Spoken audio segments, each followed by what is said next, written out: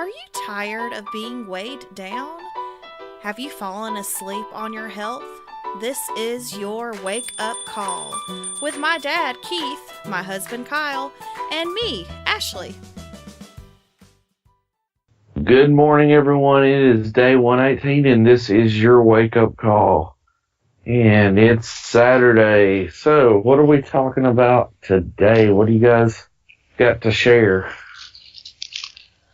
Well, yesterday I kind of alluded to something I wanted to talk about. Y'all excuse me, I've got a cold/sinus infection, so I'm not feeling or sounding very good. But anyway, I signed up for this local Biggest Loser competition. It's going to last from August 10th to October 10th. Anyway, you pay in $20, and then at the end of it, I'm not sure if they go by pounds lost or body weight percentage, or they haven't sent me the rules yet. I just paid in yesterday, so I'm waiting on all that. But I have some friends of friends who have participated, and one girl lost more than 50% of the participants, and she won over $400. So I'm going to use this as another, tool of motivation. Motivator. And another little competition I can have to work towards, and maybe I'll make a little money at the end. I don't know. But I was hoping I'd have the rules by now, but I don't. So So maybe you said local. How does that work? Well, what they've done is I had to pay in $20, and then we downloaded this app called GroupMe, and they said that before the competition starts, they're going to add everybody into this group, and I guess that's how we'll communicate. Like I said, I don't have the rules yet. I had a friend who's done it before, and I don't remember if she said if it was just pounds or body weight percentage. But either way, I think I have a good shot. So. Have you already paid the $20 in? Yeah, I paid the $20 in yesterday. So. How did you do that? It was through an app called Venmo. It's just a cash app that a lot of people use. Yeah. Okay. But I wouldn't have done it so blindly if I didn't already know somebody who participated in it before. So. Yeah. But I'm looking forward to learning more about that. Anyway, I think it's going to be fun, and like I said, it's just going to be another way to keep me motivated and all that good stuff. Good deal. Sounds good. It's always a good idea to have, like we've talked before, stuff out there in the future that you're shooting for. Right. And it looks like they do them like every 2 to 3 months. So it might be something that I'll just, if it goes well, I'll just keep enrolling in it until I'm done, Yeah. I really hate that I missed the first one because I probably could have won some cash, but I didn't know that it was out there until recently, so. That's cool. Yeah, that's what I wanted to share today. We talked about last week things that we were looking forward to, so I'm still looking forward to Orlando and getting ready for that, and because that'll be in a month. And I really want to go on another bike ride soon. Maybe sometime after Orlando we can plan another bike trip. So there's lots of things coming up that we can work towards. Yep. Mm-hmm. All right, guys, y'all have anything to add for today? Anything you want to talk about? No, I mean, while you're doing Biggest Loser thing, I've got a wedding that I've got to preach in October. So that's kind of my motivation right now. Which I know I weighed in the other day and it wasn't that great, but it's getting better. It's coming down, yeah. It's coming down. So I don't know. Sometimes our weigh-ins get all thrown off. They can be thrown off by lots of different things. Yeah. Sometimes it's just water intake and our body's not processing food as quickly or processing the water as quickly as we anticipate. Whatever it may be. I'm on my way back down, so. Well, we've been pretty consistent with our weight training and our food this week, and I think that's going to show in our next weigh-in. So I'm looking forward to that. I think it'll be a good one.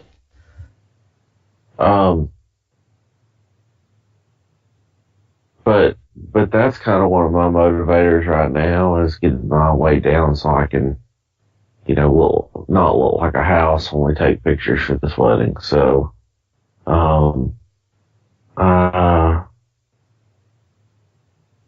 getting back down to where I was before. So, I think I was at 365 at my lowest. I think that's right.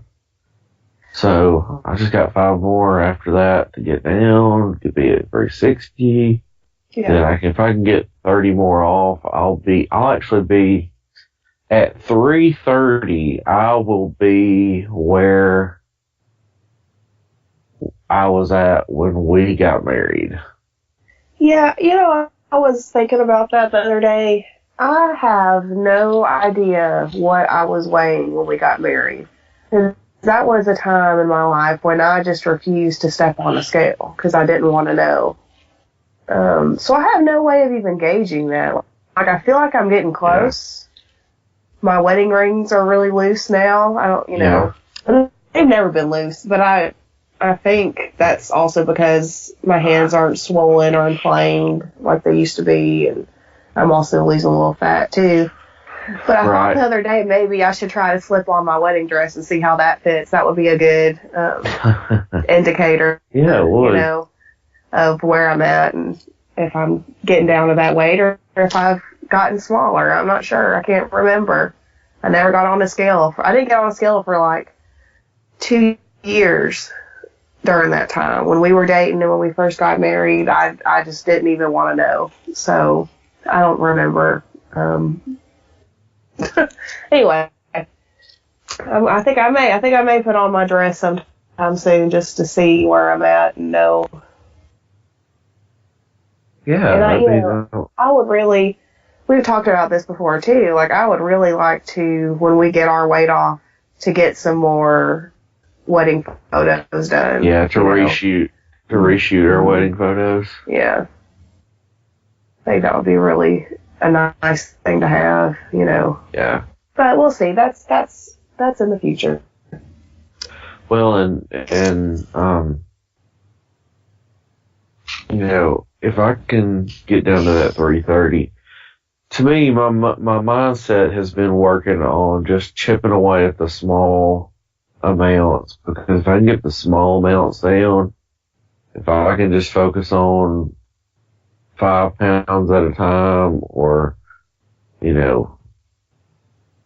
focus on 30-pound goal and then work at that 30-pound goal till I get down, Yeah. If I get 5 at a time, it's kind of, it just breaks it into more manageable chunks and it doesn't feel so overwhelming, right. I was looking, sometimes I get on Instagram for much longer than I should, and I start looking at these, like, weight loss hashtags and stuff, and so you're looking at photos of people you don't even know who they are. And I traveled down this rabbit hole of these people who had gotten weight loss surgeries. Oh, yeah. Like gastric bypass or just the sleeve. And you know what? There are a lot of women out there who've had this surgery done who have been at it about the same time I have. Like, they had their surgery around the same time we started this, and they've not lost much more or even as much as I have. A lot of it. And so that was kind of encouraging, I was like, well, look, I'm still kicking butt and I didn't have a surgery and they're not losing too much more than I am, and they've had it as long as we've been working. So Yeah. I found that interesting. So that got me even more interested to find, to keep looking at people's numbers and stuff and really see, what they're doing compared to what I'm doing. And I know it's not good to compare yourself to other people, but weight loss surgery is something that has always intrigued me. It's never been something I wanted to do, but it's always been interesting to me. Like, I've always liked watching those shows on TLC about it, Yeah. It's interesting to me. It's interesting to see people's reasons for doing it and how they got to where they were, and it's just interesting. But also encouraging that I'm doing just as well, if not better, than a lot of those people who had to have surgery. So there you go. Well, and you look at the statistics. I know we've talked about this before, and I guess it's time for us to come back around to it again and touch on it. And not to say, and this is all good intentions of the people who are trying to get help, but we understand how hard it is to lose weight. We get it, and yeah, it's hard. Sleeves and bypass all, put out a promise of losing weight, and initially you do, but there's some very serious statistics out there about stuff that happens, not just health-wise, but afterwards, right. Mentally, emotionally, like the one that just scares me, and not to say that if either of us got it, it would happen to us, but statistically, 80% of the marriages of individuals who get gastric bypass don't work out. Like, weird.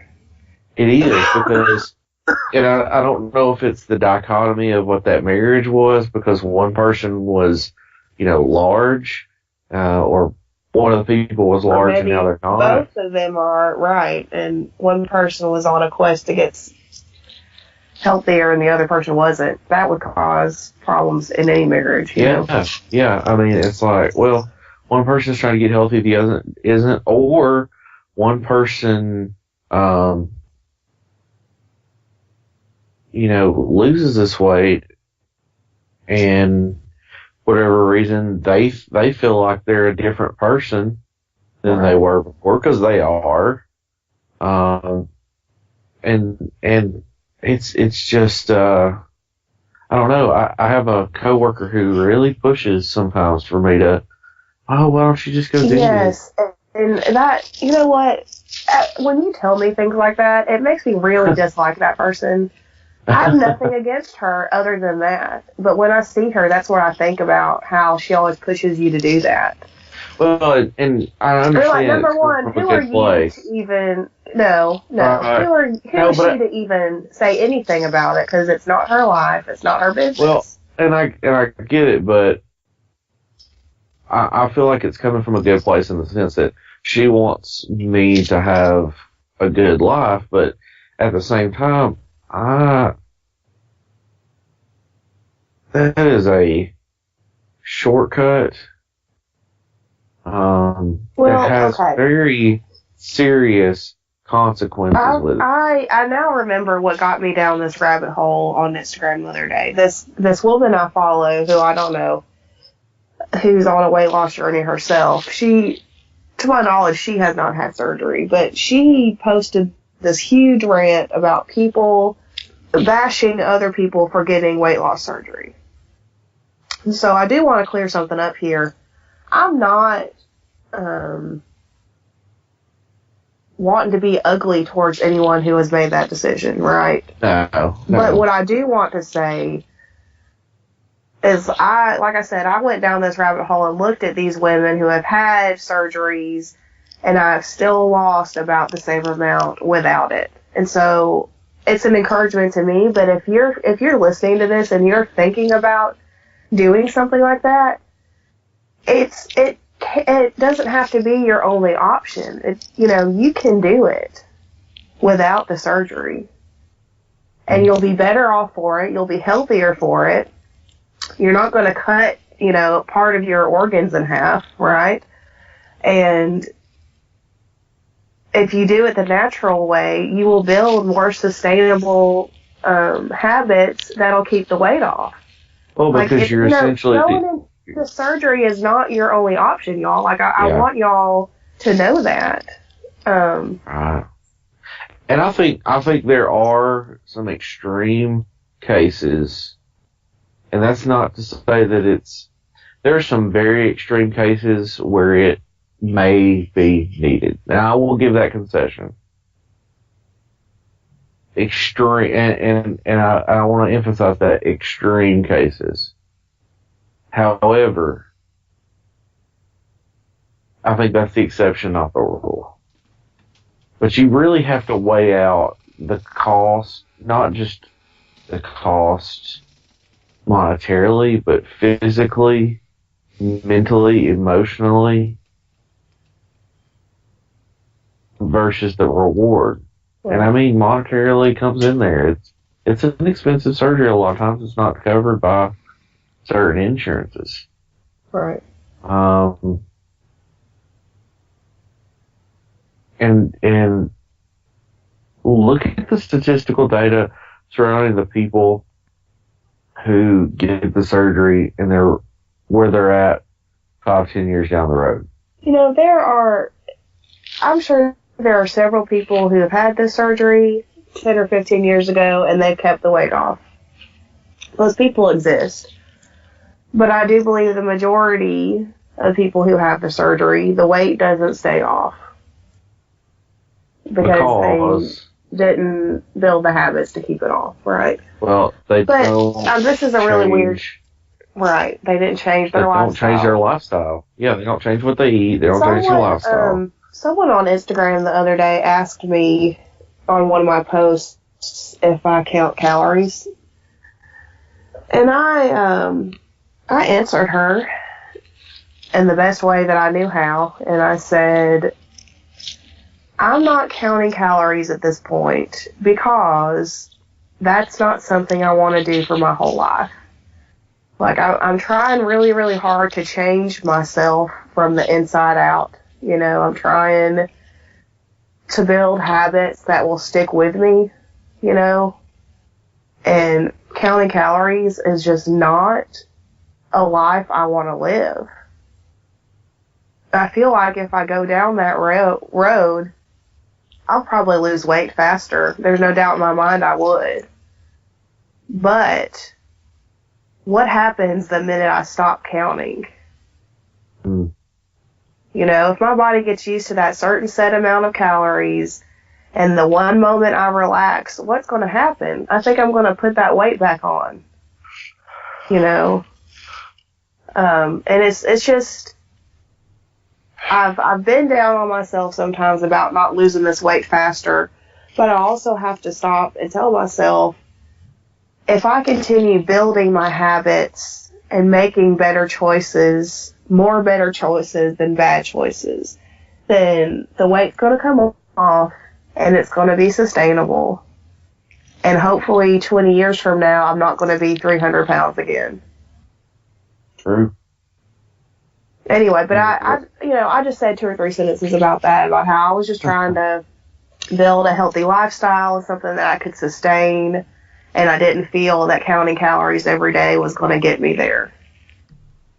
And the woman was really sweet. She was like, that's exactly how I feel. I'm curious on how other people, I think her question was worded something like, since you're eating plant-based, do you count calories? And I was like, if I really am honest with myself and I'm eating whole food plant-based, like I'm cutting out the refined processed stuff, if I'm truly doing that, I don't need to count the calories. You don't, because you'll be hungry when you need to eat. Right. And you won't when you don't. Mm-hmm. And the whole thing is, you get rid of all the refined stuff, all the high sugar, the high fat, then your bodies are going to tell you, Yeah. You can count on your body to tell you whether you're hungry or not. Now, if you're eating processed foods and you're on a high fat, high carb, or high sugar diet, then you cannot count on your body to be responsible. No. Yeah. Because It'll lie to you. That's right. So the calorie counting thing goes away if you get rid of the refined garbage. Right. Now, if I could lay off eating pasta once a week, I'd be even better off. But, that's another thing. Like, I'm not, I'm trying to find a life of balance, because am I really going to live the rest of my life without eating pasta or bread again? No. But can I live a life without eating it every single day? Well, sure. So that, that's the key. You have to.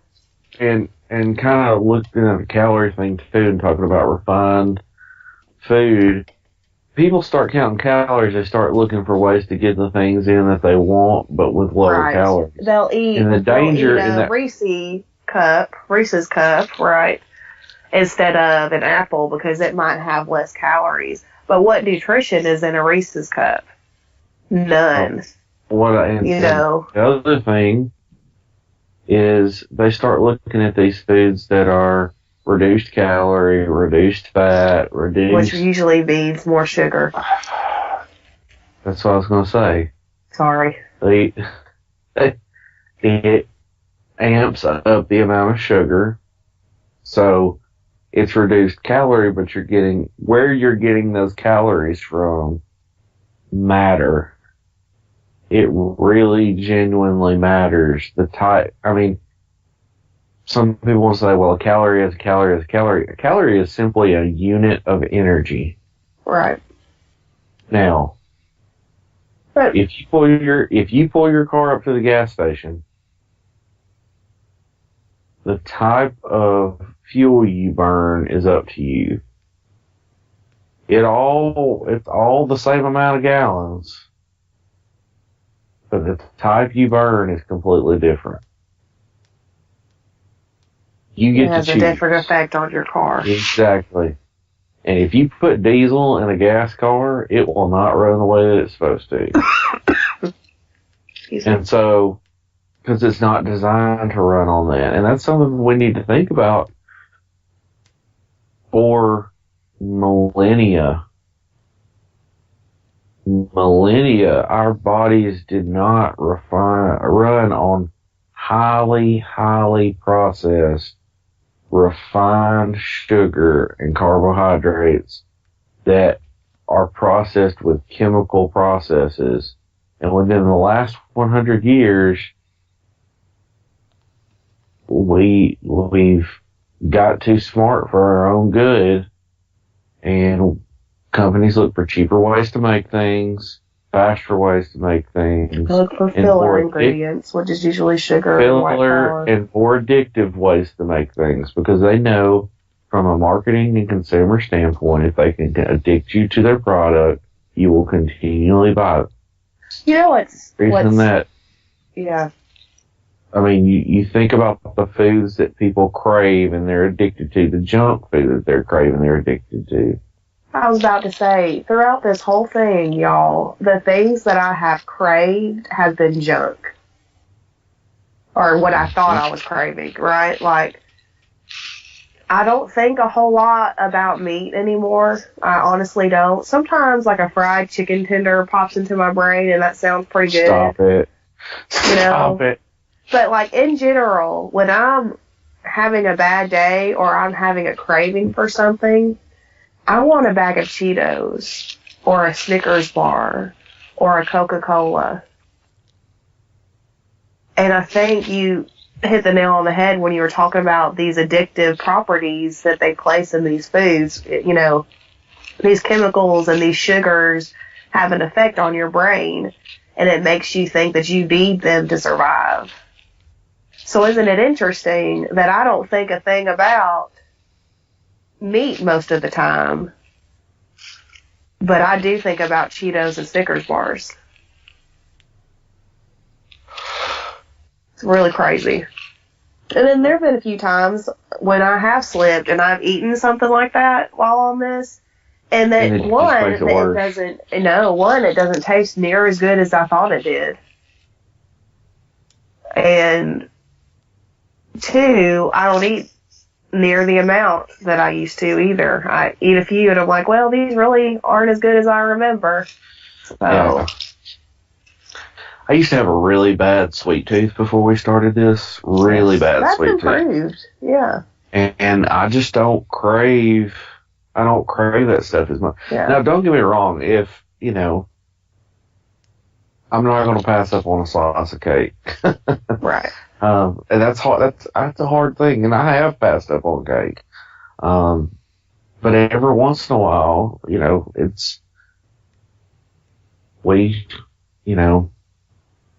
go out to eat with the family, or you're with family at the house, and it's somebody's birthday, or there's a piece of cake. You can manage that. To have a piece. Now, you shouldn't sit down and eat the whole cake, or have a gigantic slice of it. But I think just from the way that I feel, because when I eat that kind of junk, it spikes my blood sugar, Mm-hmm. and it throws my day off. So, but Yeah, I don't believe that I'm addicted to these foods anymore. I think it's just a source of comfort for me now,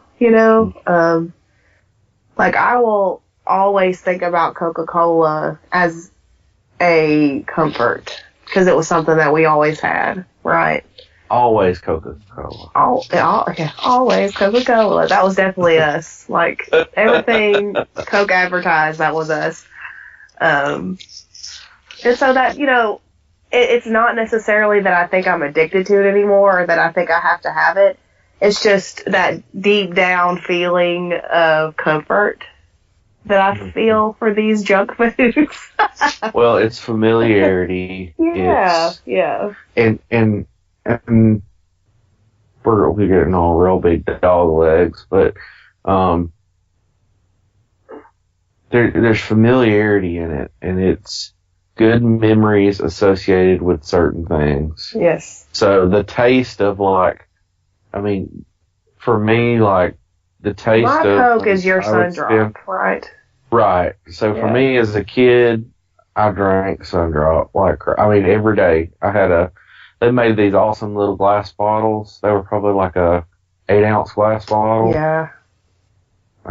Little mini bottles, and those things, that's still the best way to get a Coke or a Sundrop is in one of these Glass little bottles. mini bottles. That's Yeah, glass bottles. And,